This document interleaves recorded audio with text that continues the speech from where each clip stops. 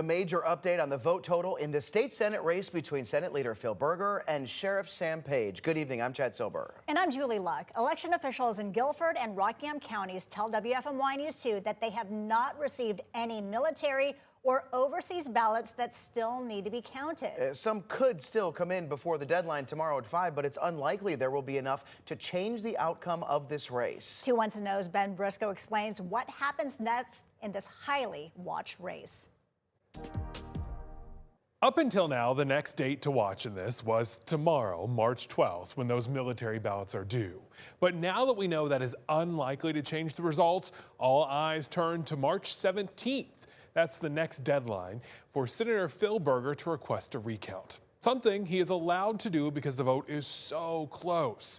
And tonight, there's new clues he's thinking about it. 2 Wants to Know found IRS paperwork showing a Phil Berger legal expense fund. It was started on March 5th, 2 days after the election. I reached out to Senator Berger's campaign today, and we're waiting to hear back. But last Friday, he did release a statement saying, "If we believe a recount is merited, I will pursue that avenue as allowed by law. I owe it to the supporters to ensure clarity of the election results." Leading to the big question here, would a recount actually change the results? It's possible, but a political science professor with UNCG, Tom Little, says that the recounts rarely shift enough votes to actually flip a race. I've never seen a recount shift it more than 10 votes. I would be very, very surprised. Little says with Page currently leading by 23 votes, Berger now faces a big political decision.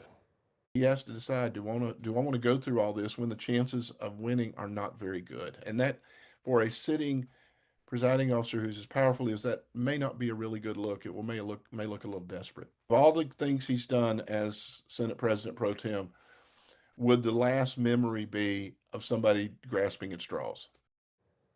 So if Berger does request a recount, it's supposed to be done by March 25th so the state can certify the results. And then the winner can go on to face the Democrat Steve Luking in November.